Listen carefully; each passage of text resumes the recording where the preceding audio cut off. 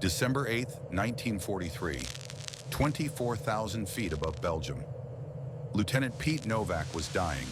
He knew it. Staff Sergeant Walter Brennan, standing on the ground 200 miles away, would know it in a few hours. But right now, Pete only knew one thing: his engine was boiling, and two Focke-Wulf 190s were on his tail. The temperature gauge touched the red line. The sound of the Merlin engine shifted from a steady roar to a strangled whine.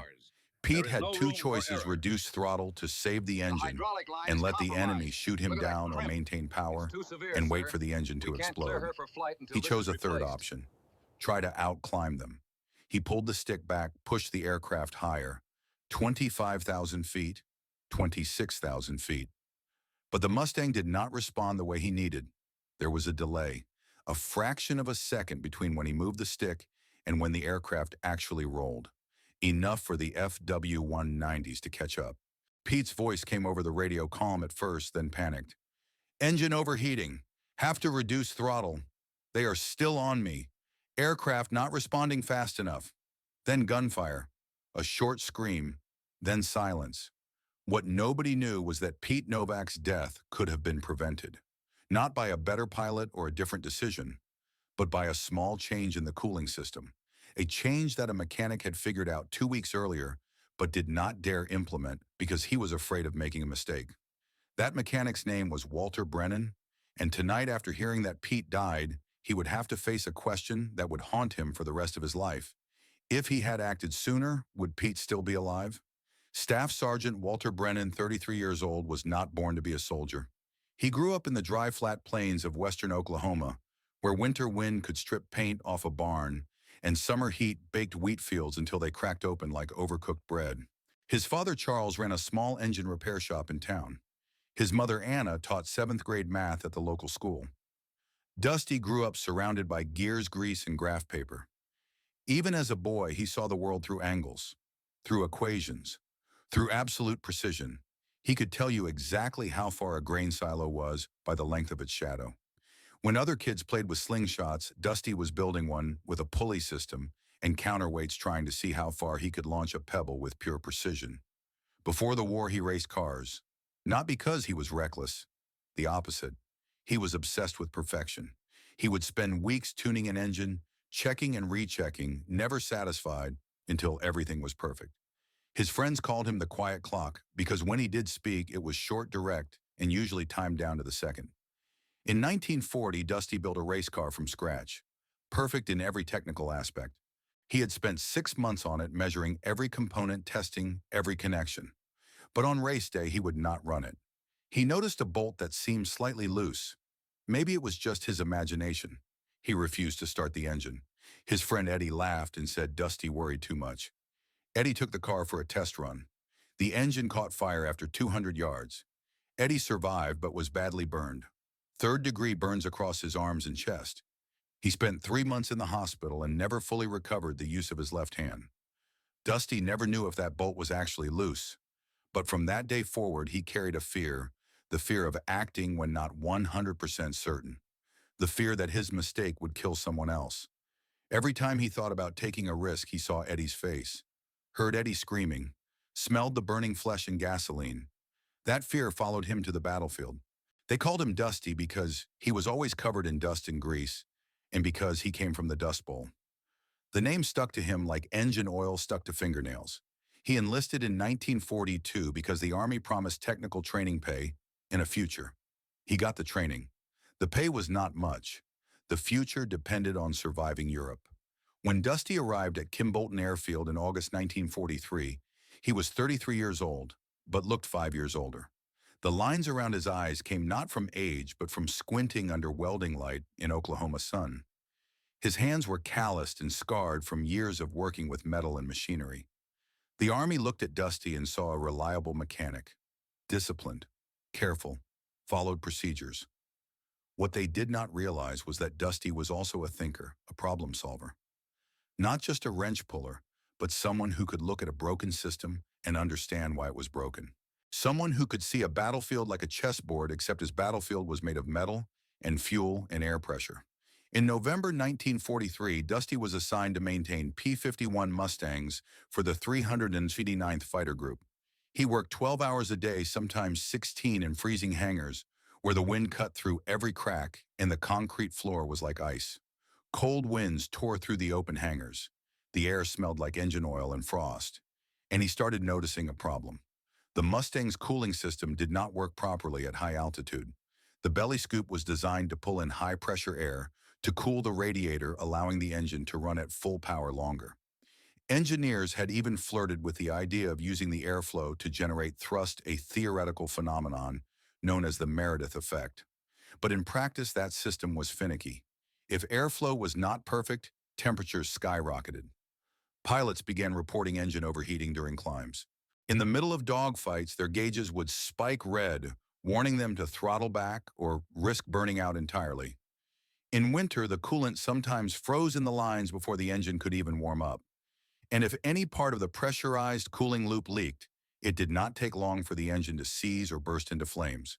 The statistics were brutal. October 1943, 47 P-51s lost over Europe. November 53, early December already 31, and showing no signs of stopping. At this rate, no pilot could statistically survive their required 25 missions. They were dead men waiting. Dusty studied the problem every night. He sketched in the notebook his mother had sent him months ago. He calculated angles, pressures, flow rates. He measured and remeasured. And he found a solution, a system of small metal plates inside the air duct, forming guide vanes to compress the air before it reached the radiator. It would stabilize airflow, reduce turbulence, and increase pressure across the radiator core. Simple, effective, and completely illegal. Dusty reported the problem to the engineering officer. The answer came flat and final. Cable tension is within specifications. Factory tolerances allow for that slack. Changes will void the aircraft warranty. Besides, no field mechanic has authorization to modify cooling systems. That requires engineering approval from North American, and North American is 7,000 miles away in California. He proposed his solution anyway. The answer was the same. No approval from North American Aviation. Technical Order ZO-120 EG2 prohibits all unauthorized modifications. Violation will result in court-martial. Dusty had the solution in his hands, but he did not dare implement it. If he was wrong, if his design had a flaw, the pilot would die. And this time, it would not be a friend with burns. This time, it would be death. He closed the notebook. He waited. He hoped someone else would solve the problem. Nobody did. Lieutenant Pete Novak, 24 years old, came from Chicago. Freckled face, easy smile of a kid who had not yet learned to be afraid. His father worked in a meatpacking plant. Pete was the only pilot in the squadron from a working-class family. He did not belong among the rich officers from the East Coast with their private school manners and family connections. Pete and Dusty met in the first week at Kimbolton. They had something in common. Both were outsiders. Pete did not fit in with the wealthy lieutenants who talked about sailing and country clubs. And Dusty, despite being respected for his skills, was still just a mechanic. Nobody asked his opinion on anything important. They drank beer together at the local pub. Pete talked about the girl he left in Chicago, a nurse named Maria, who wrote him letters every week. Dusty talked about the cars he used to race, and about Eddie, and about the car that caught fire. He had never told anyone the full story before, but something about Pete made it easy to talk. Pete listened without interrupting. Then he said, "Dusty, you did not kill Eddie. You were just trying to do everything right. The problem is that sometimes doing it right does not mean waiting." Dusty did not answer. He did not know what to say. 1 week before he died, Pete came to see Dusty in the hangar. It was late past 2200 hours, and Dusty was alone checking coolant lines on a P-51 that had come back with temperature warnings. Pete walked in still in his flight suit and stood there watching him work. Finally, he asked, "I heard you have an idea about the cooling system. Why do not you try it?" Dusty shook his head without looking up. "Not certain yet. Need more calculations." Pete stepped closer. "Dusty, how many more calculations do you need? How many more pilots have to die while you run numbers?" Dusty looked at him then. "If I am wrong, you could die." Pete held his gaze. "If you do nothing, I could die anyway. At least give me a chance." Dusty did not answer. Pete sighed and turned to leave. At the hangar door, he stopped and looked back. His voice was gentle but serious. Dusty, sometimes waiting for perfection is also a kind of mistake. Then he was gone. Dusty did not listen. 1 week later, Pete died. Dusty heard the news through the radio recording. Someone in the communications tent played it for him, not knowing they were friends. Pete's voice from calm to panicked. Engine overheating. Have to reduce throttle. The official report read, pilot error during defensive maneuvering. Dusty read that report and wanted to tear it apart. He had worked on Pete's aircraft that morning. Everything was perfect, according to technical standards. But technical standards were not enough, and Dusty had known that for 2 weeks. Pete did not die because of pilot error. Pete died because Dusty was too scared to act. That night, Dusty could not sleep. He lay in bed listening to the wind whistling through the window cracks, and Pete's words kept repeating in his head. Sometimes waiting for perfection is also a kind of mistake. That was the last thing Pete had said to him, and it kept playing over and over in Dusty's mind like a verdict, like an accusation, like the truth he had been running from his whole life. At 2300 hours, Dusty got up. He grabbed his sketch notebook. He walked to the hangar. The maintenance hangar was quiet. Most of the crew had gone to sleep. The only sounds were the distant rumble of generators and the wind rattling the corrugated metal walls. The air smelled like engine oil and cold metal. But when he stood in front of the P-51 flashlight in hand, the old fear returned. What if his design was wrong? What if he killed more people? What if he was not as good as he thought? He saw Eddie's face, heard the screaming, smelled the burning. He stood there frozen for 20 minutes. Then he remembered Pete's face, remembered the voice on the radio, remembered all the other pilots who would die if nobody did anything. Remembered that waiting was also a choice, and sometimes it was the wrong one. Dusty opened the notebook. He started working. Not because he was certain his design was perfect, but because he could not bear to stand still one more day. Dusty needed help to fabricate the metal plates. He went to Lou Kowalski, 38 years old, a metal worker from Detroit, who had served in the Civilian Conservation Corps during the Depression, building bridges and repairing equipment with whatever materials he could find. Kowalski listened to the plan without interrupting. Then he said, "This is illegal. You know that." "Yes. If anything goes wrong, we will both face court-martial. Maybe prison."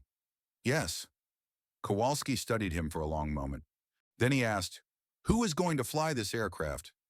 "Lieutenant Danny Callahan, tomorrow." "Brennan." Kowalski nodded slowly. "I know Callahan. Good kid, 23 years old. Farm boy from Iowa?" He stood up, grabbed his tools. "Then we better work fast." They began after midnight in a corner of the maintenance hangar, using scrap materials Kowalski had unofficially requisitioned. The base components came from salvaged aircraft parts, aluminum sheets from damaged wing panels, brackets from written-off airframes. They cut and shaped the metal plates, bent them to the precise angles Dusty had calculated. At 0430, Dusty stepped back to look at his work. His hands were shaking, not from cold, from fear. He still was not 100% certain. He might be sending Callahan to his death, but he also remembered Pete, remembered all the pilots who had died because of the faulty cooling system. Remembered that waiting was also a kind of killing. Dusty did not tell Callahan about the modification, did not tell the commander, did not tell anyone. If it succeeded, nobody needed to know. If it failed, only he would be responsible.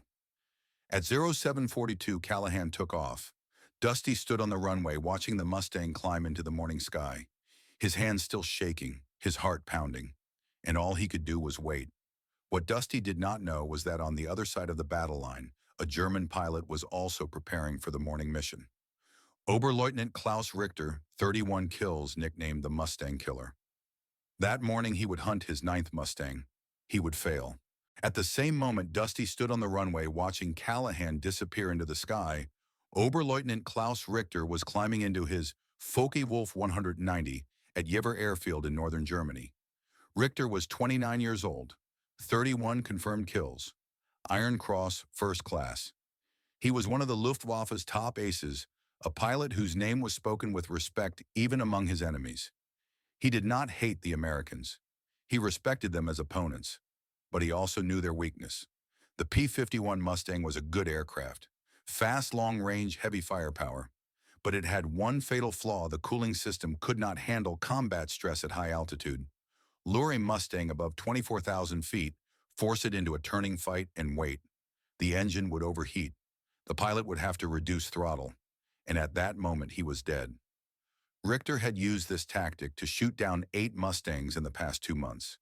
He knew exactly how long a P-51 engine could sustain full power at altitude. He knew the precise moment when the temperature gauge would hit the red line. He knew the sound of an American pilot's voice when he realized he was trapped. This morning, he would try for his 9th. The engagement began at Order 81 hours. Callahan's flight of 4 P-51s intercepted 9 Bf-110s at 23,000 feet over the Heligoland Bight.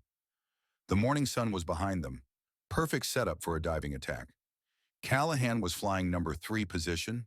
His element leader called the bounce. They rolled in. Callahan picked a Messerschmitt at the back of the formation, dove from altitude, built speed to 380 miles per hour. The Messerschmitt grew larger in his gun sight. He could see the painted crosses on the fuselage, could see the pilot's head in the canopy. He pressed the trigger. The 450 caliber machine guns and single 20mm cannon hammered. Tracers reached out. Most missed. A few hits sparked off the Messerschmitt's wing. Not enough. The Messerschmitt snap rolled right and dove. Callahan rolled to follow. That was when he felt it. The aircraft responded instantly. No delay, no lag. The stick moved and the aircraft rolled immediately. Callahan had never felt his P-51 move like that. It was as if the airplane had been waiting for his command and executed it the moment he gave it. He rolled 90 degrees in what felt like half the normal time. Got his nose down. The Messerschmitt was right there in his sight picture. He fired again. 3-second burst. The rounds walked up the Messerschmitt's fuselage from tail to cockpit. The Messerschmitt's engine exploded. Pieces flew off. The aircraft rolled inverted and fell toward the sea below trailing black smoke. Callahan's first kill. But there was no time to celebrate. His wingman called out fighters diving from above. Callahan looked up and saw 3 of them coming down in a shallow dive. FW-190s. They had seen him shoot down their comrade. Now they wanted revenge. And one of them was flown by Klaus Richter. Richter had been patrolling at 28,000 feet when he saw the Messerschmitt go down. He noted the skill of the American pilot, but skill did not change physics. He would still win. Richter dove, beginning his familiar tactic. Force the Mustang into a turning fight. Wait for the engine to overheat. Callahan saw the 3 FW-190s coming. Every instinct screamed at him to keep climbing, keep running. That was the doctrine. But doctrine meant dying today. If he ran, they would catch him. He had to fight. He rolled hard, left pulled. The P-51 snapped around like nothing he had ever experienced. Richter, following behind, could not react in time. He had calculated precisely how long a P-51 needed to roll. He knew that number like he knew his own name. But this Mustang rolled faster than it should have. Callahan got inside Richter's turn. Guns on him. Fired. Richter barely dodged. Rounds tore through his wing. He had to dive away to escape. For the first time in 2 months, the Mustang killer was running. Callahan did not chase. He climbed back to altitude, reformed with what was left of his flight. Checked his instruments. Engine temperature stable. Oil pressure normal.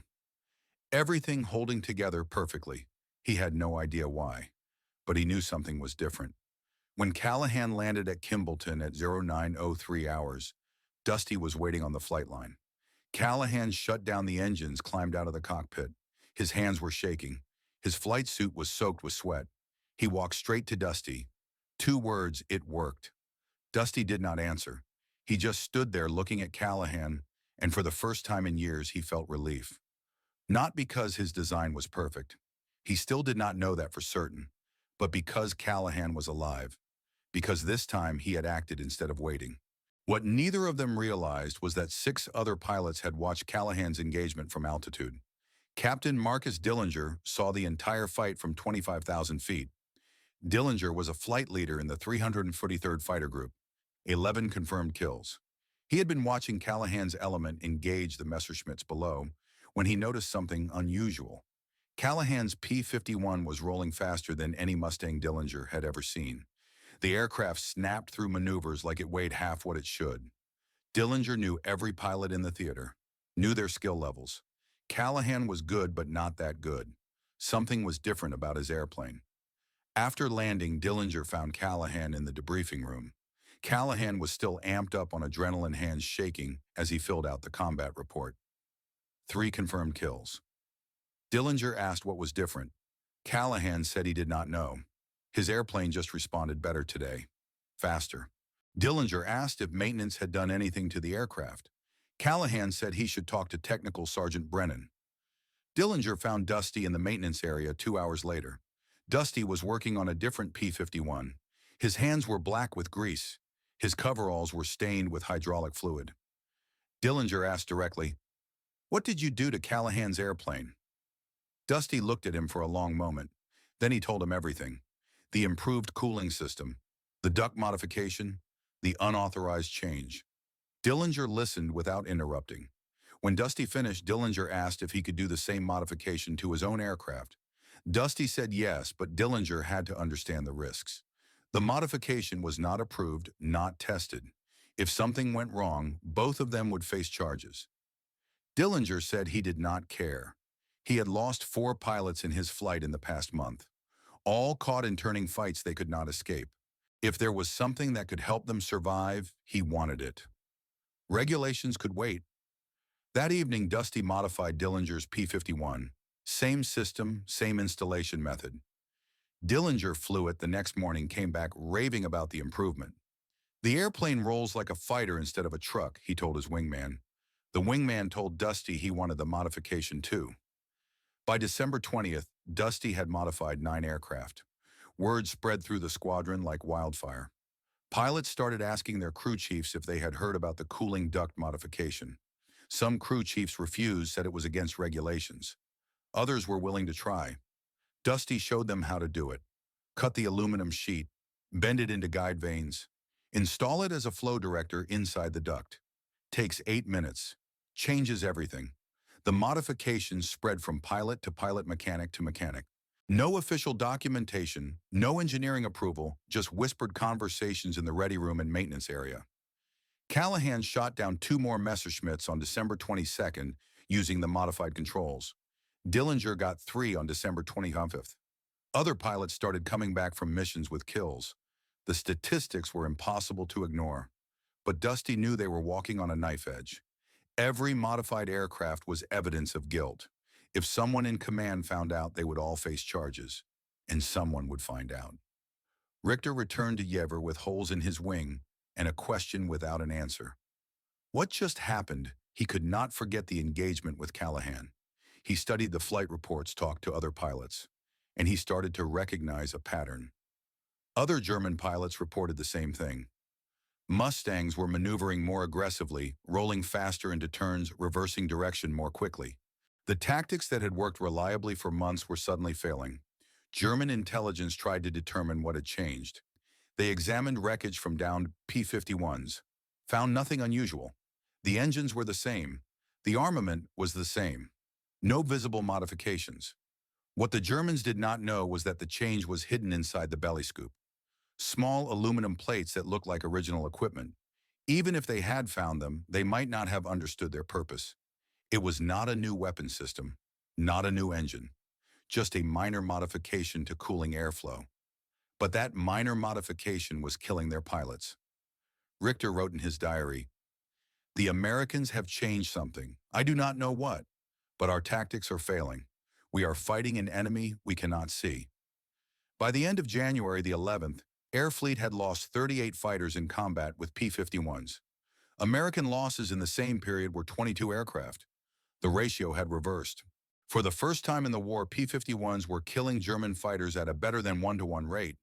German command ordered pilots to avoid engaging P-51s unless they had significant numerical advantage. That order marked a turning point. The Mustang had gone from prey to predator, and it all came down to a piece of aluminum that nobody was supposed to install. What Dusty feared finally happened. On January 18, 1944, Colonel Samuel Whitfield from 8th Air Force Command arrived at Kim Bolton for an inspection. He was doing a routine walkthrough of maintenance operations when he spotted the belly scoop on one P-51. It had been opened up for a coolant line check, and inside he noticed the non-standard ductwork. Angled metal veins, polished smooth clearly, not part of any authorized blueprint. His face turned red. Within minutes, he was demanding answers. Who authorized this modification? Where were the engineering documents? Why had North American Aviation, the aircraft's manufacturer, not been consulted? Dusty was called in. He did not lie. He explained simply and clearly what he had changed and why. He showed temperature logs, climb rate comparisons, combat reports. Other mechanics backed him up. Pilots, some of them seasoned aces, lined up to speak on his behalf. One of them was Captain Marcus Dillinger. Standing in front of the colonel, Dillinger spoke with cold precision. "Sir, I have lost 4 pilots in my flight in the past month, all caught in turning fights they could not escape. Brennan's modification is saving our lives." Whitfield was not moved. Regulations exist for a reason. If every mechanic decided to re-engineer his weapon system based on personal preference, the entire maintenance system would collapse. Callahan stepped forward. His voice was flat. "Sir, you can fly it cold or die hot. That is the choice." Silence. Whitfield looked around. At the pilots. At Dusty. At the Mustangs on the runway. His jaw was tight with anger, but something else was there too. He had seen the kill ratios. He knew something had changed. Finally, he asked, "How many aircraft have been modified?" 18, sir." "Kill ratio, tripled, sir." Whitfield was quiet for a long moment. Then he said, "I will call North American Aviation. They will send engineers to inspect. Until then, the modifications remain in place." Dusty exhaled. Not freedom, but not court-martial either. Not yet. 2 days later, engineers from North American Aviation arrived at the base carrying blueprints, testing equipment, and a list of questions. They spent a week examining Dusty's modifications. They ran airflow tests, took detailed photographs, installed pressure sensors inside one of the modified ducts. And when the data came back, the verdict was clear. One of the engineers, his voice calm, but his eyes unable to hide his surprise, said to Dusty, "This is effective, very effective. You have accomplished what we could not complete in 2 years of development." Dusty's design did not just work. It was brilliant.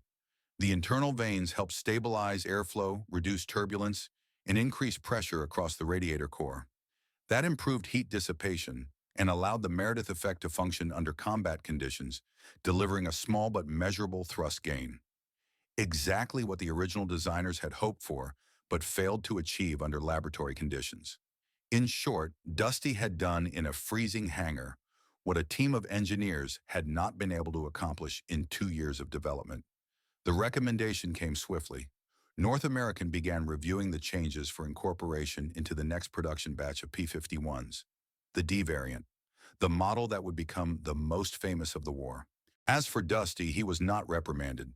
He was promoted to technical sergeant and later given a field commendation for innovation under combat conditions. But Dusty did not care about rank. What mattered to him were the pilots. The fact that more of them were coming home now because of something he built with scrap metal and instinct. That was enough. And the pilots knew who to thank. One of them carved it into the access panel of his Mustang with a pocket knife. "For Dusty, who made her breathe." Dillinger found Dusty in the hangar that evening after the engineers left. He stood there for a moment watching Dusty work. Then he said, "Brennan, you know something Pete would be proud of you." Dusty did not answer. He just nodded and turned away. Because he still could not forget that if he had acted sooner, Pete might still be alive. That truth would never leave him. But he had also learned something. Waiting for perfection was sometimes the most cowardly act of all. Sometimes courage meant acting while you were still afraid. And on the other side of the battle line, Richter was learning a lesson too. The lesson that the weakness he had exploited for so long no longer existed. The lesson that the rules of the game had changed. That lesson would be completed on March 6th, over the skies of Berlin. March 6th, 1944, the United States 8th Air Force launched its boldest daylight bombing mission yet. Berlin, the heart of the Third Reich, the center of Nazi power, industry, and propaganda. The Germans had prepared for this. They knew it was coming, and they were ready to throw everything they had into the sky to stop it. Hundreds of B-17 Flying Fortresses and B-24 Liberators took off from bases across England.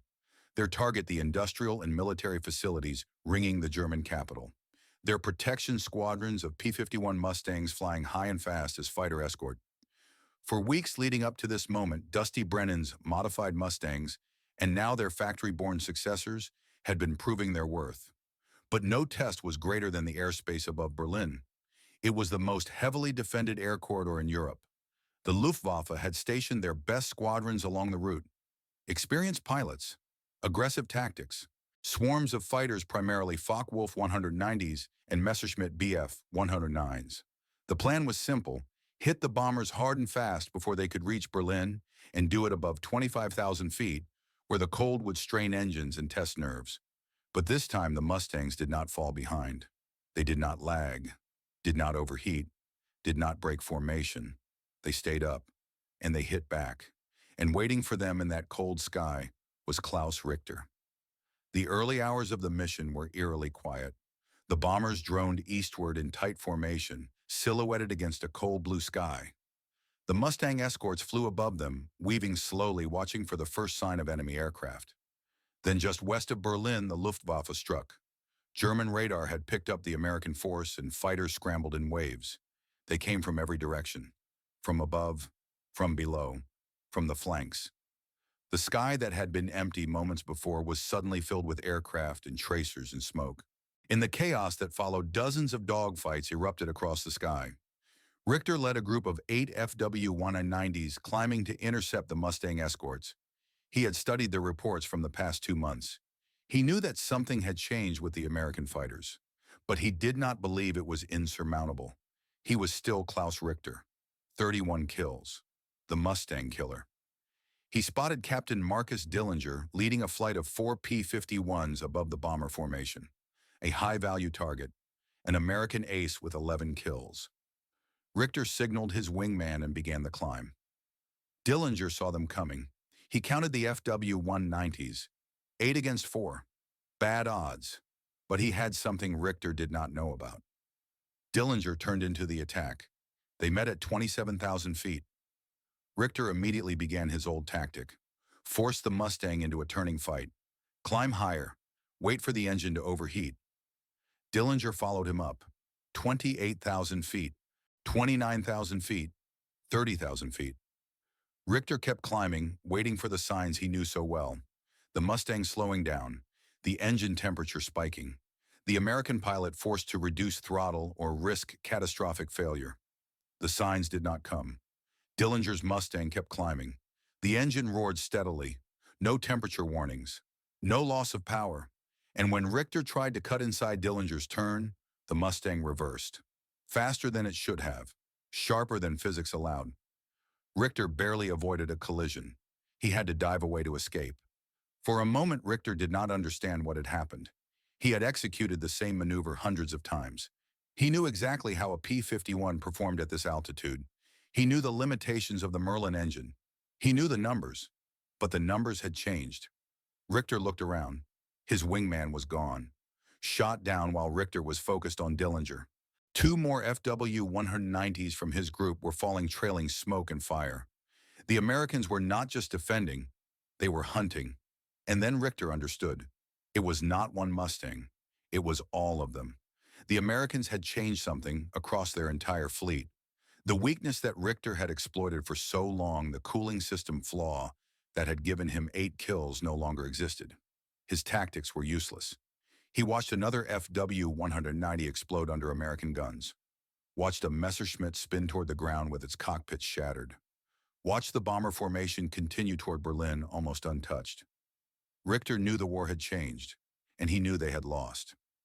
Dillinger shot down 3 aircraft that day, 1 Messerschmitt and 2 Focke-Wulfs taken down in a 10-minute stretch near Potsdam. In his debriefing later, he said, "The engine did not even flinch. I was climbing at 30,000 feet and still had power left. They tried to outclimb me and they could not." Other pilots reported the same thing. One group credited the cooling system improvements for allowing extended high-power climbs that would have been impossible just months earlier. No overheating, no boil-off, just raw, reliable power. Callahan added 2 more kills to his total, bringing him to 5 for the war.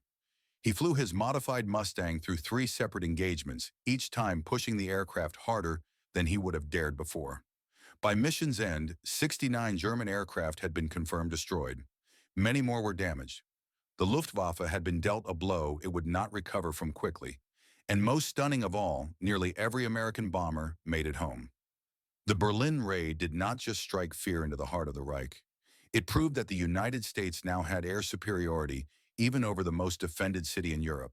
And while the headlines back home praised the courage of the pilots and the precision of the bombers, few knew what had really made that mission possible. It was not just the Merlin engine, or the fuel tanks, or the combat training. It was airflow. It was cooling. It was the ability to fight at 30,000 feet without your machine turning against you. And for that, the credit went to a man who did not fly. A man who worked in the cold with grease on his hands and no official rank in the story. Dusty Brennan. That day over Berlin marked a turning point, not just in the war but in how air combat was fought. It was no longer enough to have speed or firepower. You needed reliability. You needed altitude. You needed the edge. And because of Dusty, the P-51 Mustang had it. By March 1944, Dusty Brennan's improved cooling system officially designated the Field Expedient Cooling Enhancement System. Type 1 was installed on over 200 P-51s across multiple fighter groups. The 8th Air Force commissioned formal engineering studies. Boeing's Cheyenne Modification Center, already developing improved systems, incorporated Dusty's cooling principles into their designs. The production P-51D, which began appearing in early 1944, featured cooling system geometry positioned almost exactly where Dusty's salvaged aluminum plates sat in his improvised installation. The impact on bomber crew survival rates was measurable and significant. For B-17 groups escorted by P-51s equipped with improved cooling systems, losses decreased by approximately 35% between October 1943 and March 1944. That percentage represented approximately 840 aircraft and 8,400 crewmen who survived combat they statistically should not have survived. The principles Dusty pioneered, the practical application of the Meredith effect in combat conditions, became standard practice in post-war aircraft design. Engineers studying jet propulsion borrowed lessons from Dusty's battlefield ductwork. The idea that cooling systems could contribute to thrust, not just manage heat, carried forward into the jet age. In the Korean War, American jets like the F-86 Sabre benefited from refined airflow engineering that traced its roots in part to what Dusty proved in the field. Even modern stealth fighters with their carefully managed heat signatures and internal ducting owe a technical debt to what happened under the fuselage of a P-51 Mustang in 1943. But maybe the most enduring legacy was not found in blueprints or museum plaques. Walter Dusty Brennan returned to the United States in May 1945. The Army Air Forces awarded him the Distinguished Flying Cross for extraordinary achievement while participating in aerial flight even though he had never flown, and noted his innovative contribution to defensive armament effectiveness. The citation carefully avoided mentioning that his innovation was initially illegal. Dusty never sought publicity. He declined interview requests from military journals. When Boeing engineers invited him to their Seattle facility to discuss the cooling system development, he politely refused, saying, "I just made what I needed to survive." Other people turned it into something official. He returned to Oklahoma. He married Margaret, the girl he had loved since high school. They had 3 children. He opened a small repair shop in Tulsa and worked on engines for 37 years. He rarely discussed the war. His children grew up knowing only that their father once fixed some airplanes. In 1991, a military historian researching P-51 modifications found references to the cooling system enhancement in maintenance logs from England. The historian tracked down Dusty through veteran registries. Dusty was 73 years old by then, still working part-time in his garage. His hands were gnarled with arthritis but still strong. His eyes were sharp behind thick glasses. The historian asked him about the modification. Dusty confirmed the story. He said it was not anything special, just something that needed doing. The historian estimated that the modification may have saved between 80 and 100 American pilots' lives based on survival rate improvements in squadrons that used it. Dusty said he never counted. He just remembered the pilots who came back. Callahan, Dillinger, the others. That was enough. Then he was quiet for a long moment. When he spoke again, his voice was soft. And I remember the one who did not come back. Pete Novak. He died before I had the guts to act. Sometimes I wonder, if I had not been so afraid. He did not finish the sentence. In 1983, the 379th Bomb Group Association held a reunion at Kim Bolton Airfield, now preserved as a historical site. Several pilots who had flown with Dusty's modified cooling systems attended. One of them, Gerald Hammond, brought a salvaged aluminum bracket he had kept for 40 years. It was tarnished and dented, but he had carried it from England to America to 3 different houses across 4 decades. Hammond stood before Dusty, now 73 years old, gray-haired, a working grandfather, and said simply, "Because of you and that cooling system, I came home. My kids exist because you could not accept a faulty design. Thank you." Dusty, uncomfortable with emotion, shrugged and replied, "You would have done the same thing. We all just wanted to survive long enough to go home." But that was where Dusty was wrong. Thousands of mechanics faced the same inadequate system, the same overheating engines, the same terrible casualty rates. Only one of them refused to accept the status quo. Only one of them had the audacity to break regulations, the skill to improvise a solution, and the courage to risk court-martial for the chance to save lives.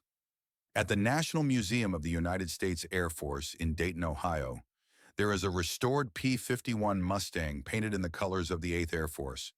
It is a beautiful machine, shining aluminum skin, invasion stripes on the wings, the name Lucky Lady stenciled beneath the cockpit, and if you crouch down, way down, and look beneath the belly just inside the edge of the radiator scoop, you will see something most visitors miss.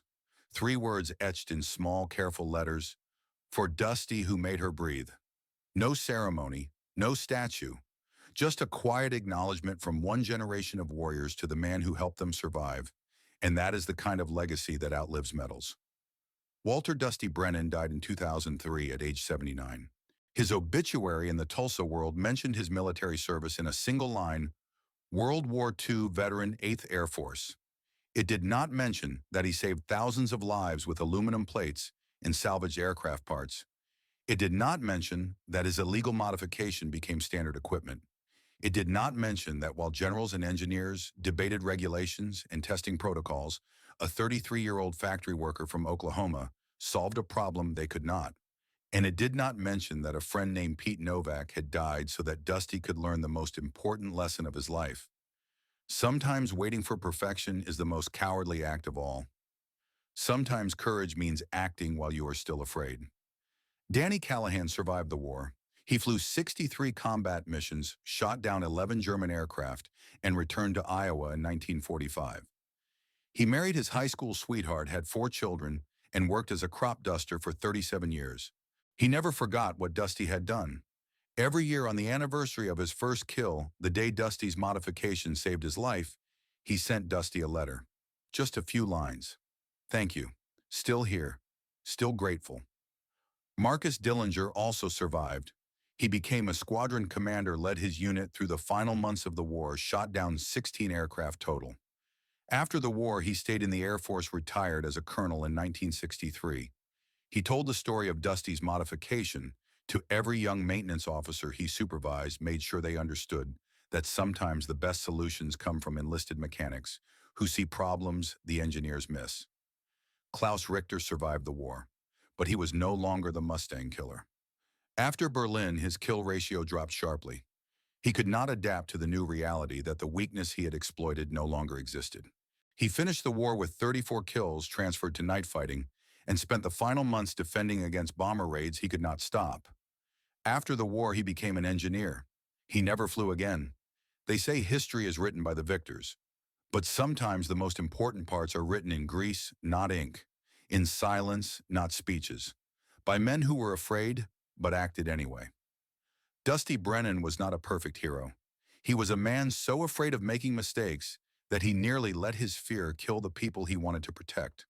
But he overcame that fear, not because he became brave, but because he could not bear to stand still one more day.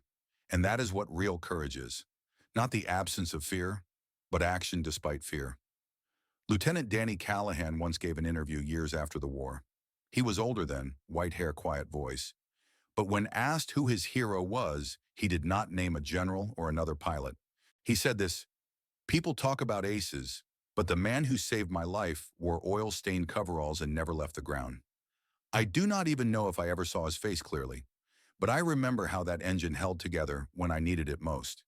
He gave me altitude, and that gave me a chance to come home. There are thousands of stories like that from the war, stories that were never told or were nearly forgotten, stories that remind us that victory is not just about firepower or bravery in the sky. It is also about people like Dusty, the ones who work quietly, who solve problems, who build things better, not because they are told to, but because it is right. Not all heroes fly.